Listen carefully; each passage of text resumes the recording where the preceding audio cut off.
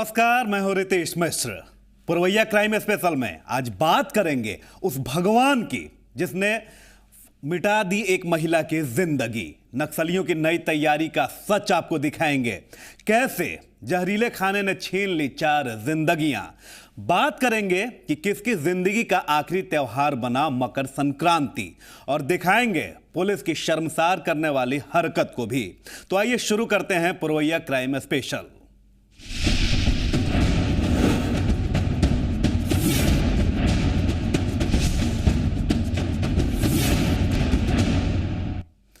वो धरती के भगवान कहे जाते हैं। उनका पेशा जीवन देना है, किसी की जान बचाना है। लेकिन अगर किसी की जान एक गलत सलाह से चली जाए तो उस भगवान के बारे में आप क्या कहेंगे? इस बार उसी भगवान कहलाने वाले ने अपनी गलत सलाह से खत्म कर डाली एक जिंदगी। धरती के भगवान बने मौत के वरदान। फरियादी ने लगाई इंसाफ की गुहार। कोर्ट की शरण में पहुंचा फरियादी।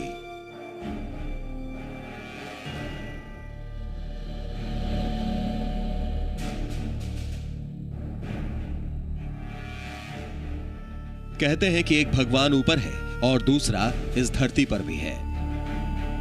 इस धरती के भगवान को इंसान डॉक्टर के रूप में जानते हैं, लेकिन वही भगवान जब अपने मरीज को गलत सलाह देकर उसकी जान ले ले तो इसे जुर्म कहा जाएगा। जी हां, इस भगवान के हाथों भी जुर्म होता है, और इस बार यह जुर्म गुमला जिले में नजर आया। जिले के मानवाधिकार संगठन के जिलाध्यक्ष ने रांची के अपोलो अस्पताल में डॉक्टर कुणाल हजारी के खिलाफ मामला दर्ज कराया है। मामले में अपनी पत्नी के ऊपर जानबूझकर हत्या किए जाने का आरोप लगाया है। यह संज्ञान मुख्य न्यायिक दंडाधिकारी के सामने लाया गया। 7 दिसंबर 2012 को रांची के रहने वाली नीतू से स्वरूप कुमार की शादी हुई थी। नीतू हृदय रोग से पीड़ित थी। उसका हार्ट केवल 20% ही काम करता था। ऐसे में मेडिकल साइंस के मुताबिक गर्भधारण करना संभव नहीं था, लेकिन नीतू का इलाज कर रहे डॉक्टर कुणाल हजारी ने उसे गर्भधारण करने की लिखित इजाजत दे दी। नीतू के घर वालों ने बताया कि इसको हार्ट का ऑपरेशन हुआ है और डबल वाल्व रिप्लेसमेंट इसका 2004 में हुआ है। तो हम लोग सभी दोनों परिवार के लोग अस्पताल गए, दोनों डॉक्टर कुणाल हजारी से सलाह लेने के लिए। तो डॉक्टर कुणाल हजारी बोले कि इसमें एक आम लड़की की तरह है, अब इसको कोई दिक्कत नहीं होगा और बच्चे को भी जन्म दे सकती है। जब मैं बोलूँगा तभी आप लोग प्रेगनेंसी के लिए आगे बढ़ना। तो हम लोग शादी के बाद मतलब 1.5 साल के बाद में हर 3 महीना में जाते थे हम लोग रूटीन चेकअप के लिए। तो 1.5 साल बाद वो बोले कि अभी इसका INR बिल्कुल ठीक है, आप लोग प्रेगनेंसी के लिए आगे बढ़ सकते हैं। तो हम लोग प्रेगनेंसी के लिए आगे बढ़े। 5वां महीना चल रहा था। 5वें महीने में उसको अचानक सांस लेने में दिक्कत आने लगी। तो हम जब डॉक्टर से कांटेक्ट किए तो बोले कि कोई दिक्कत नहीं है, हार्ट पेशेंट है इसलिए ऐसा होता है। 5 महीने की गर्भवती नीलू की हालत बिगड़ने लगी। उसे इलाज के लिए कुणाल हजारी के क्लिनिक पर ले जाया गया। कुणाल हजारी की गैर हाजिरी में वहां के दूसरे डॉक्टर ने नीतू को कार्डियोलॉजिस्ट के पास रेफर कर दिया। आखिर में थक हार कर नीतू को रिम्स में भर्ती कराया गया, लेकिन इलाज के दौरान नीतू की 17 अगस्त 2014 को मौत हो गई। हॉस्पिटल गए थे हम लोग राय सलाह लेने के लिए।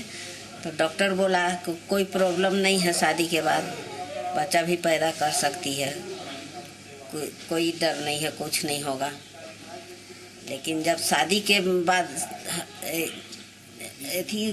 हुआ, उसको गर्भवती हुई, तब फिर प्रॉब्लम आने लगा।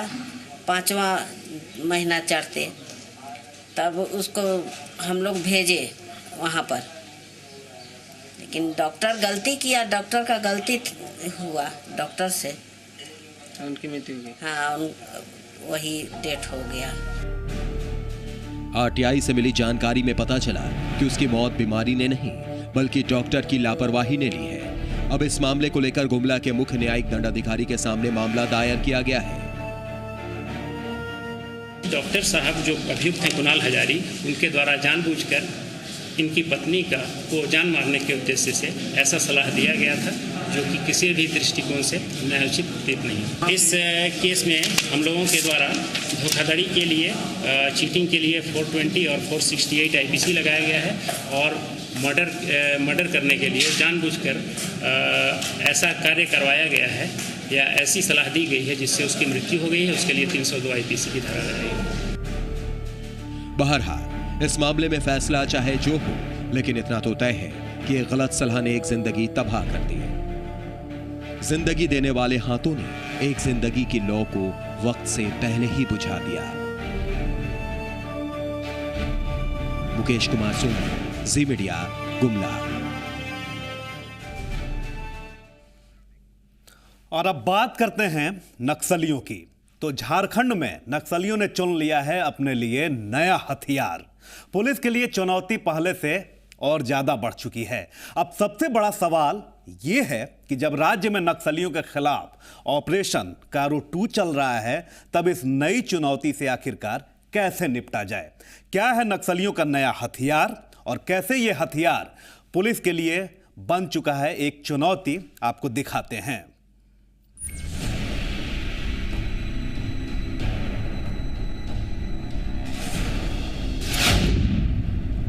झारखंड में नक्सलियों का नया हथियार। हाईटेक हो रहे नक्सली। पुलिस से बचने का नया तरीका। नक्सलियों ने फोन कॉल और SMS से किया तौबा। क्या है नक्सलियों का नया हथियार?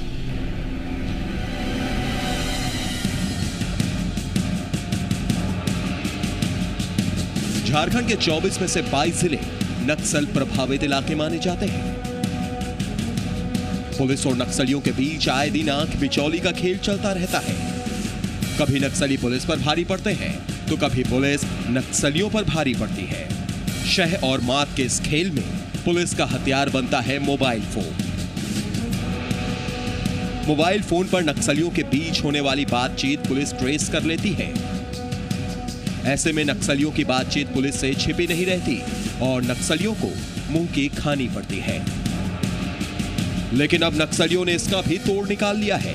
उन्होंने पुलिस को अब टेक्नोलॉजी के सहारे मात देने की पहल की है। इसे सुरक्षा के लिहाज से काफी गंभीर माना जा रहा है।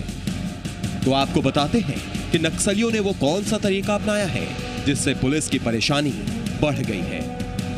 वो तरीका है व्हाट्सएप मैसेंजर का प्रयोग, लेकिन दिक्कत यह है कि व्हाट्सएप का सर्वर विदेश में है। ऐसे में पुलिस के लिए उनके मैसेजों को ट्रेस करना मुश्किल साबित हो रहा है। देखिए, टेक्नोलॉजी तो ऐसी चीज़ है जिसका उपयोग या दुरुपयोग वो भी करते हैं और हमारे लिए भी उसके लिए उसका फ़ायदा भी है और कई बार हमारे लिए वो नुकसानदेह भी है। तो हम लोग ये मान के चलते हैं कि टेक्नोलॉजी की मदद वो लेंगे, परंतु उसका तोड़ हम लोग हमेशा निकालने का प्रयास करते रहते हैं।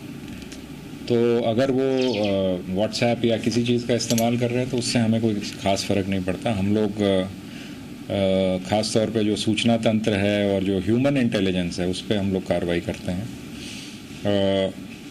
वो अगर अपनी कम्युनिकेशन को छुपाने के लिए कोई तंत्र का इस्तेमाल कर रहे हैं तो हमारे पास और बहुत सारे तंत्र हैं जिसकी मदद से हम लोग उसको निकाल सकते हैं जो सूचनाएं हैं। तो ये तो हुआ टेक्निकल इंटेलिजेंस की बात, परंतु ह्यूमन इंटेलिजेंस को भी मैं बहुत इंपॉर्टेंट मानता हूँ। फिलहाल झारखंड में नक्सलियों के खिलाफ पुलिस ने ऑपरेशन कारो 2 छेड़ रखा है। फिलहाल पुलिस जमीन से लेकर आसमान तक नक्सलियों को घेर कर शिकस्त देने में लगी है। लेकिन कुछ दिन पहले ही नक्सलियों का एक वीडियो सामने आया था। इस वीडियो ने सुरक्षा बलों के होश उड़ा दिए थे। अब पुलिस के सामने दोहरी चुनौती खड़ी है।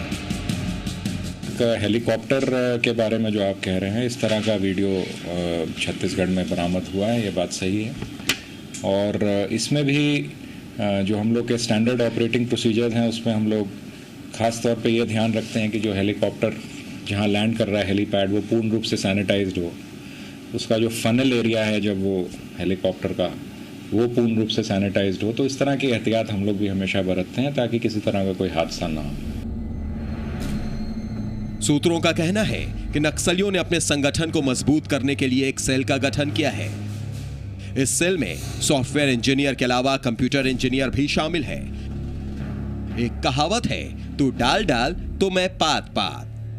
नक्सली भी लगता है इसी कहावत पर चल रहे हैं। वो पुलिस के खिलाफ नए नए तरीके का इस्तेमाल कर अपनी पकड़ बढ़ाने में लगे हैं। अब ये पुलिस को देखना है कि वो कैसे चुनौतियों का सामना करती है। सनी शारद, जी मीडिया, रांची। किसने ले ली 4 जिंदगियां, दिखाएंगे ये भी, लेकिन एक छोटे से ब्रेक के बाद।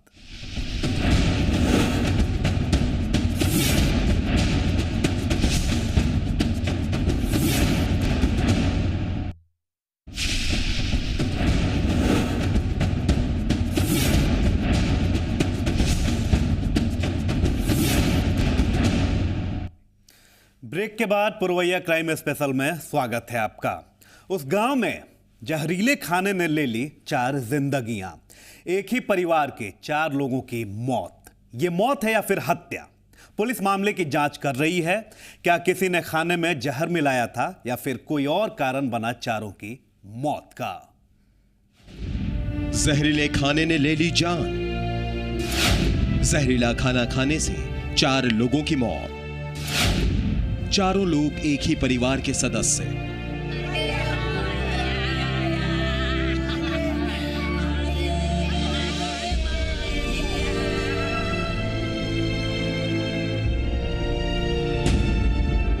नवादा जिले का यह है नरहट थाना।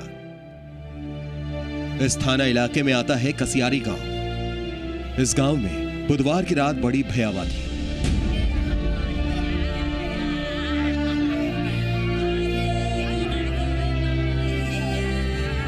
बुधवार की रात में एक ही परिवार के 4 लोगों की जिंदगियां खाक हो गई। परिवार के 2 लोग गंभीर हालत में अस्पताल में भर्ती हैं। उनका इलाज किया जा रहा है।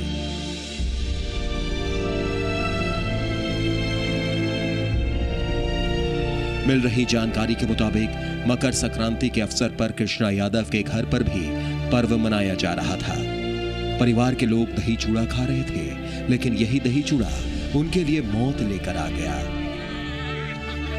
किसी ने सोचा भी नहीं था कि मकर संक्रांति के दिन उनके परिवार के 4 लोगों की जिंदगियां खाक हो जाएंगी। चूड़ा दही खाते ही परिवार के सभी लोगों की तबीयत खराब होने लगी। अभी कुछ समझ पाते कि इससे पहले ही कृष्णा यादव और उसकी पत्नी धानु देवी की मौत हो गई। कलकिन गसत मारो गर्मी जैसन लगो तो एलकिन उधर से हम सब के लिए तो बल अब नए बचवा में ले चल बना फिर आते थे डेट कर देलकिन फिर एक महीने बाद ऐसे कहाँ का मामला है? कसियारी कौन थाना? दाल भात किया सब। कौन थाना? दाल भात किया। कौन थाना तो नहीं करा। क्यों घायल है? क्यों मौत है? हाँ क्यों घायल है? 3 गो। प्रथम दृष्टया ये फूड पॉइजनिंग का मामला लगता है, लेकिन पूरा मामला संदिग्ध है। चूँकि 6 महीने का बच्चा चूड़ा दही से फूड पॉइजनिंग में ग्रसित हो, थोड़ा संदिग्ध लगता है। हम लोग प्रशासन से और सरकार से मांग करते हैं कि पूर्ण सहायता और साथ ही साथ पूरे प्रकरण की जांच भी होनी चाहिए कि क्या मामला है। जनता ये जानना चाहती है कि मौत की वजह क्या है, मौत का कारण क्या है। अब तक 4 लोगों की मौत हो चुकी है। घायल 3 लोग हॉस्पिटलाइज हैं। कृष्णा यादव की पोती अनुप्रिया का अस्पताल ले जाते समय रास्ते में ही दम निकल गया, जबकि पोते सुमित की मौत अस्पताल में हो गई। गंभीर रूप से बीमार प्रियंका और बहू सुनीता का अस्पताल में इलाज चल रहा है। मृतकों के शव को पोस्टमार्टम के लिए भेज दिया गया है। प्रथम दृष्टया तो लगता है कि खाने में जहर वहर होने के कारण, जैसा कि वहाँ एक आदमी की मौत हुई है वहाँ पर जी सदर अस्पताल में जी। तो आर्गन फास के संबंध में बताया है लोग जी। तो आगे की जानकारी तो जांच के बाद है हम लोग। अभी तक कितने लोग की मौत हुई है? अभी तक तो एक बच्चा गया था वहाँ जी सदर अस्पताल में, नवादा में उसकी मौत हुई है जी।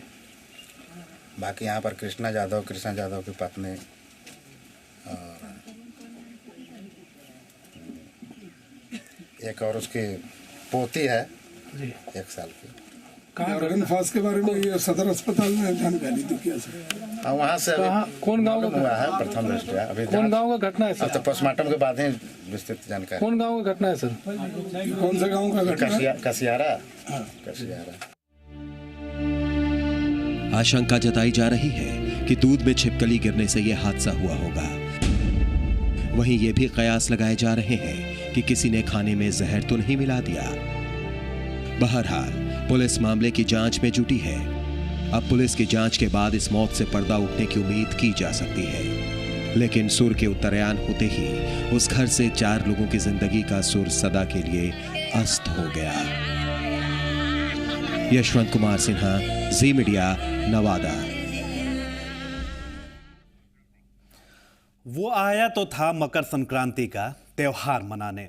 6 महीने पहले ही उसकी शादी हुई थी, लेकिन ये मकर संक्रांति उसके जिंदगी का आखिरी त्योहार बन गया। इसके बाद उसकी जिंदगी तबाह हो गई। आखिर किसने की उसकी हत्या?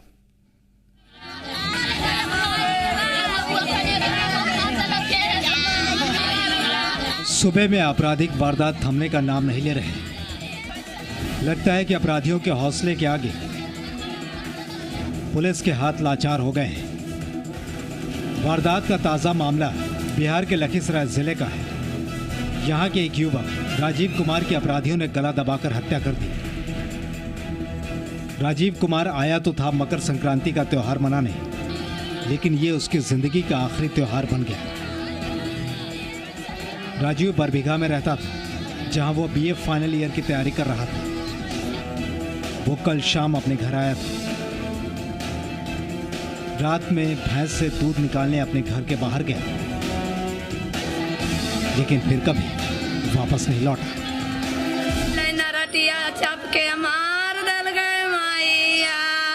क्या मारा को? कौन मारा है? कौन मारा है आपका भाई? के पूछो कौन था मृतक? मृतक कौन है? जो मरा है कौन है आपका? भाई। क्या नाम है मृतक का? राजीव। अरे लाश खोजे तो मिला यार। क्या नाम है आपके बच्चा का? बच्चा का नाम है राजीव कुमार। थाना से क्या कहना चाहते हैं पुलिस को? थाना क्या कहेंगे हम? घटा चलिए गए हम कहेंगे थाना। हम कहेंगे थाना। सुबह राजीव की लाश खेत से पाई गई। लाश देखते ही परिजनों में कोहराम मच गया। 6 महीने पहले ही उसकी शादी हुई थी। उसकी पत्नी का भी रो रो कर बुरा हाल था। मामले की जानकारी मिलते ही पुलिस भी मौके पर पहुंच गई। पुलिस ने दोषियों को जल्द ही पकड़ लेने का दावा किया है। लड़का 17-18 वर्ष का ग्राम बिल्लू के रहने वाला था। वह शायद बरबीघा या बिहार शरीफ में पढ़ता था, BA में है। तिल संक्रांत में जो है, मकर संक्रांति में जो है घर आया और शाम को संध्या 6 बजे बताया जा रहा है कि बधार गया अपना खेत देखने के लिए। उसके परिजन को लगा कि 2 मकान है, इस मकान में है, उस मकान में, उतना खोजबीन नहीं किया। सुबह में कुहासा था, कुहासा के कारण लोग नहीं देख पाया। करीब 9 बजे लोगों ने देखा कि आदमी का डेड बॉडी पड़ा हुआ है। ऐसे स्थिति में गांव वाले मुझे फ़ोन किए, हम वहाँ गए तो लगता है गला दबा कर किसी ने हत्या कर दिया। किसी का नाम नहीं है। तो क्या मामला लगता है सर इसमें? इसमें हत्या किया गया है और अनुसंधान की बात है। अनुसंधान में जो आएगा बात है। अब पुलिस मामले की जांच में जुट गई है। पुलिस का कहना है कि किसी ने राजीव की गला दबाकर हत्या कर दी है। अब सवाल ये उठता है कि किसी की राजीव के साथ क्या दुश्मनी थी, या फिर इस हत्या के पीछे और क्या वजह हो सकती है। ये तो पुलिस की जांच के बाद ही पता चलेगा। लेकिन मकर संक्रांति के दिन घर का एक चिराग जरूर बुझ गया और वो अपने पीछे छोड़ गया केवल यादें। मनोज कुमार, जी मीडिया, लखीसराय। और आगे है पुलिस की शर्मनाक हरकत। दिखाएंगे ये भी एक छोटे से ब्रेक के बाद।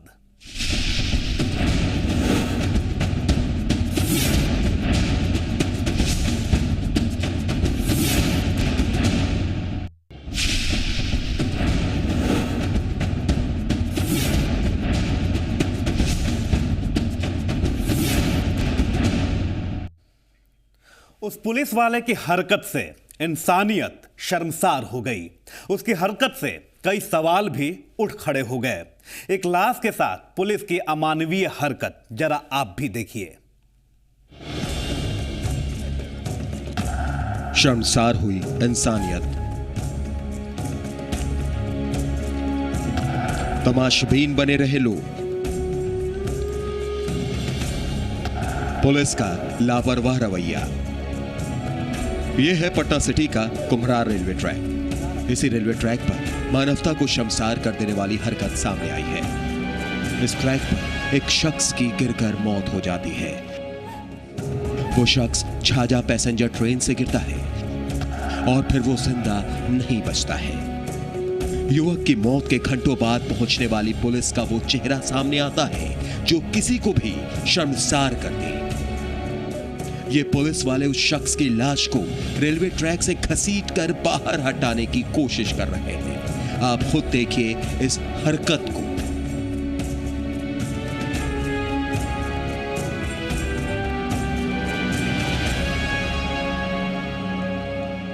झाझा पैसेंजर से क्लास का बीच पटरी पर है और अभी तक सूचित किया गया है। अभी तक स्टेशन नहीं भेजे हैं। अभी भी रेलवे के कोई लोग लाश उठाने नहीं आ रहे हैं। रेलवे के अभी सिपाही आए हैं, पदाधिकारी कोई अभी तक नहीं आए। लाश को बाहर निकालने की कोशिश कर रहा यह शख्स रेलवे का सफाई कर्मी है। इसे पुलिस ने लाश को बाहर निकालने के लिए कहा है और वो अपनी ड्यूटी निभा रहा है। इस शर्मनाक हरकत के वक्त मौके पर आम लोग भी मौजूद थे, लेकिन वो खामोश बने रहे। वो केवल तमाशबीन की भूमिका में खड़े रहे। यहाँ पे बार ऐसे एक बार और पहले भी घटना घटी। रेलवे की स्थिति यहाँ की जर्जर है। यहाँ कोई व्यवस्था नहीं है। मानवों को किधर से उधर लेते जा रहे हैं। अब सरकार इसकी निगरानी करे। लाश को जिस तरह खींचा जा रहा है, लाश को बार इससे पहले भी हुआ था घटना, उसको भी खींच के ले गया। यहाँ पे रेलवे की स्थिति यहाँ पे बर्दाश्त नहीं है। काफ़ी परेशानियाँ होती है। कब घटना घटी इससे पहले अगले साल भी घटी थी। अभी कब घटी? घट जाता है अभी तो फिलहाल हम आए देखे तो इससे पहले कुछ। अब इसे देखने के बाद तो यही कहा जा सकता है कि खाकी को फर्ज के साथ साथ इंसानियत का भी ख्याल रखना चाहिए। पुलिस समाज और फर्ज की हिफाजत के लिए है, जिसका निर्वाह किया जाना जरूरी है। प्रवीण कांत, जी मीडिया, पटना।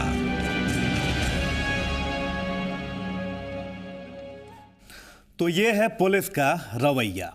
और इसी के साथ पुरवैया क्राइम स्पेशल में आज बस इतना ही। रहिए सावधान और होशियार। पुरवैया क्राइम स्पेशल आपको जुर्म के खिलाफ करता है खबरदार। कल फिर जुर्म के कुछ और खबरों को लेकर होंगे हाजिर। तब तक के लिए नमस्कार।